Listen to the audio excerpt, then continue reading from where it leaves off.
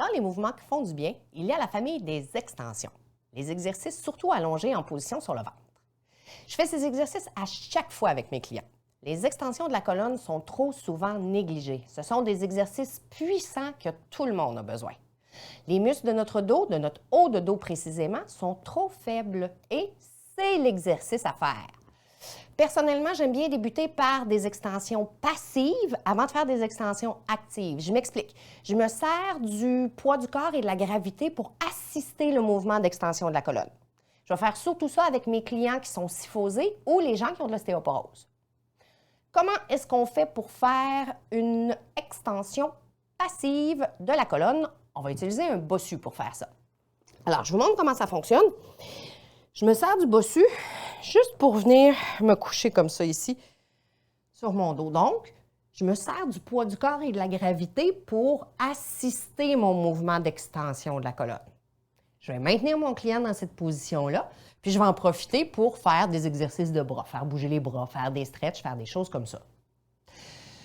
Par la suite, je peux changer de niveau ici sur mon bossu. Donc, peu importe, tout dépendant de l'endroit, où est-ce que je vais me coucher sur mon bossu, bien, il va aller pousser dans une zone différente dans ma colonne et c'est ce qu'on recherche, vraiment d'aller mobiliser, bouger nos vertèbres en extension.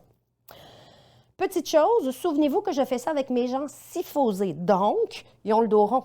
Donc, c'est très possible qu'ils vont avoir besoin d'un coussin sous la tête, ces gens-là. Okay? Donc, n'hésitez pas à mettre un coussin sous la tête pour deux choses. Un, pour maintenir les bonnes courbes au niveau de la colonne, mais surtout pour que votre client reste quand même confortable. On ne veut pas le laisser là juste 30 secondes. Là.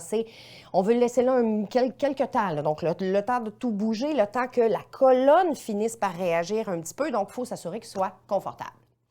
Une fois que mes extensions passives sont faites, je vais aller faire des extensions actives. C'est quoi la différence? Une extension active, mes muscles s'activent pour donner le mouvement.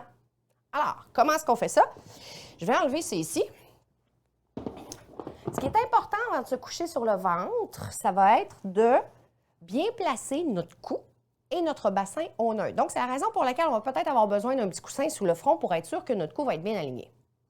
Deuxième chose, l'alignement des jambes. Nous, ici, chez Posture Action, on vous parle de l'alignement hanche, genou, cheville. Donc, les jambes sont quand même près l'une de l'autre en parallèle. C'est vrai, quand on est couché sur le ventre, par contre, il faut faire attention. Les gens qui ont des raideurs, qui ont des douleurs au bas du dos et surtout des problèmes avec les sacro-iliaques, si on maintient les jambes dans l'alignement qu'on vous demande, hanche, genou, cheville, ces personnes-là vont avoir plus de difficultés à engager les abdominaux et à maintenir la stabilité du bassin parce qu'ils ont une raideur, ils ont un inconfort dans leur bas de dos. Donc, l'exception sera de ouvrir un petit peu les jambes pour se permettre d'être capable de mieux engager les abdominaux pour pouvoir stabiliser notre bassin, pour être capable de mieux isoler le haut du dos. C'est ce qu'on cherche à faire, une extension thoracique et non pas une extension lombaire. Alors, je vous montre. On va se coucher sur le ventre. Encore une fois, on veut se placer au neutre. Donc, je vais avoir besoin d'un petit coussin. Les jambes, on les place pour être confortables selon notre client. Première chose qui doit travailler, nos abdominaux. Je cherche à rentrer mon nombril et à aller faire une petite bascule postérieure de mon bassin. Donc, comme si je voulais aller imprimer le bas de mon dos. Qu'est-ce que ça fait? Regardez la courbe qui est ici. Je serre mon ventre. Ça fait allonger ici la courbe dans le bas de mon dos. C'est le mouvement que je recherche au départ. Je dois maintenir cette longueur, maintenir mes abdominaux qui travaillent fort et ensuite, en appuyant doucement dans mes mains, c'est la tête et la poitrine qui va se soulever du tapis et on va redescendre. Donc, où est-ce qu'on veut bouger? C'est vraiment dans le milieu de notre dos, thoracique, et non pas dans le bas de notre dos. Okay? Donc, j'engage bien mes abdos pour allonger ma colonne lombaire pour me permettre de mieux travailler dans le haut de mon dos.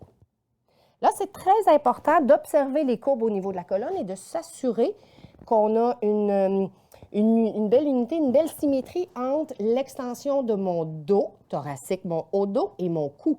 Donc, ce que je ne veux pas, c'est d'avoir une extension thoracique, mais une hyper-extension dans mon cou ici. Okay? Donc, je dois maintenir la belle la belle courbe, en fait, qui suit le haut de mon dos, qui s'en va dans mon cou. OK? Là, maintenant, quand on fait des extensions, encore une fois, je ne veux pas penser juste à lever ma tête. Je veux vraiment mettre l'énergie à lever les épaules et la poitrine du tapis. C'est vraiment ça qui fait la différence. Et on est vraiment capable d'aller travailler dans le haut de notre dos versus une extension dans le bas de notre dos. Okay? Donc, il est très important de développer vos yeux sur ce mouvement-là parce qu'il est souvent mal exécuté. Les abdominaux doivent travailler en premier pour permettre d'allonger la colonne lombaire pour être capable de mieux isoler le mouvement dans le haut du dos, qui est dans nos extensions thoraciques. Là, maintenant, les entraîneurs, je vous mets au défi. Toujours planifier 2 exercices d'extension pour un exercice de flexion. On sait qu'on n'en a jamais assez des exercices d'extension, donc défi 2 pour 1. 2 extensions pour un mouvement de flexion. En résumé, tous les placements posturaux sont importants à maîtriser quand on recherche un mouvement qui fait du bien. Dans les exercices d'extension, les abdominaux doivent travailler en premier pour s'assurer d'allonger notre colonne lombaire pour mieux aller travailler le haut de notre dos. N'oubliez pas qu'il est possible de débuter par des extensions passives, en utilisant un bossu par exemple, avant de faire des extensions actives. Assurez-vous de toujours maintenir la colonne bien en extension en thoracique et en cervicale, donc pas d'hyperextension dans notre cou, pas d'hyperextension dans notre dos.